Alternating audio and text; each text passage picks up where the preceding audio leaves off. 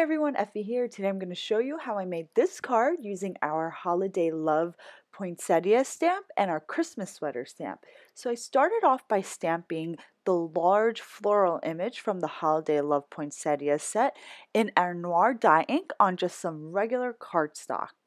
Next, I'm just going to start coloring in this poinsettia using my Zig Real Brush Clean Color markers. I'm using the red hue first, and I'm just going to color in the petals in light feathering motions, and I'm going to flick up towards the end of the petal where the point is. Now, I'm not going to color in the entire petal with this color. I'm just going to leave a little bit of white space. I'm just going to pull that color up about 2/3 of the way up to the petal.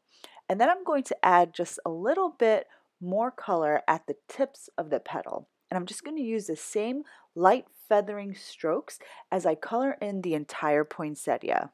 So for the first layer of my poinsettia, I use the number 20 red. After I finish with that lighter shade of red, I'm going to go in and add some shading with my number 24 wine red. This is slightly darker, and I'm just going to add this darker red shade in the corners, in the inner corners of my petals. I'm also going to add additional shading behind those smaller petals. So as you can see, I'm going along the curves of the smaller petals, and this is just going to add some really great depth to my poinsettia. And again, with this wine red zig marker, I'm just going to go along and just do some really light feathery flicks, and I'm not going to cover that entire red area with the wine red. You want to make sure that you can see both shades. This way you get a really nice full-bodied poinsettia with a bit of a graphic feel, and that's the look that we're going for today. Next, I'm going to start coloring in my leaves with my number 47 May Green Zig marker. This is a really nice leaf green.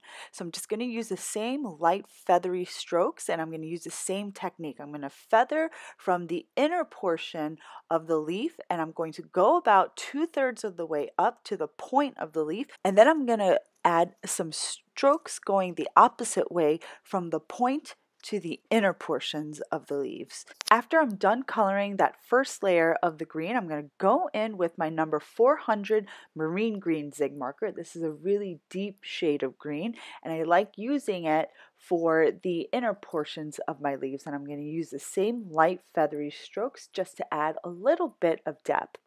As you can see, for the darker shades, I'm only going to color in the inner portions of the leaves and petals. I never add the dark colors to the tips of my petals. After I finish with the large poinsettia, I'm just going to add some color to the smaller florals in my cluster image, and I just use the same combination of zig markers. I use the red and the wine red. So after I go in with a few strokes of each of those two colors, I actually go in with the number 70 orange zig marker just to add a little bit more color to my florals, and I actually add it to the smaller petals on my bigger poinsettia. Next, I'm going to color in the feathery looking leaves with my pale gray zig marker, and I'm not taking any care to really add any technique to this. I'm just coloring in the whole thing with the pale gray, and then I add just a little bit of shading with a number 94 gray brown zig marker. Once I finish coloring in the entire image, I'm going to die cut it using the coronating die, which is available separately. Anytime you color with zig markers and then die cut that image, you want to put a piece of scrap printer paper between your die cut and the top sandwich plate, because some of that zig marker ink is going to transfer to the top of the plate. The zig marker ink stays wet just a little bit, so you want to make sure you're not touching your project and smudging all the colors. So after I finish die cutting my piece, I just set it aside, and I'm going to continue with white heat embossing our Christmas sweater stamp onto some black cardstock. This is such a fun background print that we released last month, and I just love using it with our different holiday sets.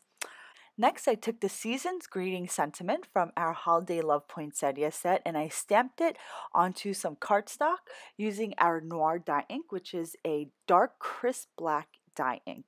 After I stamped it onto a piece of cardstock, I'm going to create a strip by trimming it, and then I actually adhered that white sentiment strip onto some black cardstock. Then I took the large die from our double stitch rectangles large die set and I die cut our Christmas sweater panel to add stitching to the edges, and this gives it some really nice interest. Now I'm going to start popping up my different elements onto the patterned background panel. I just popped up the Holiday Love poinsettia and the sentiment using dimensional foam tape. Next, I cut a piece of cardstock to make an A2 size side folding base, and then I mounted my stamped panel onto that base.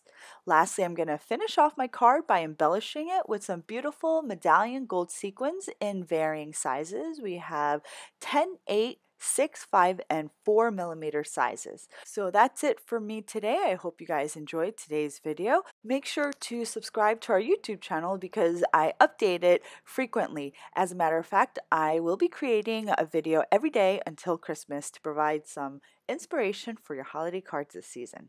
Thanks for watching, guys. I'll see you next time.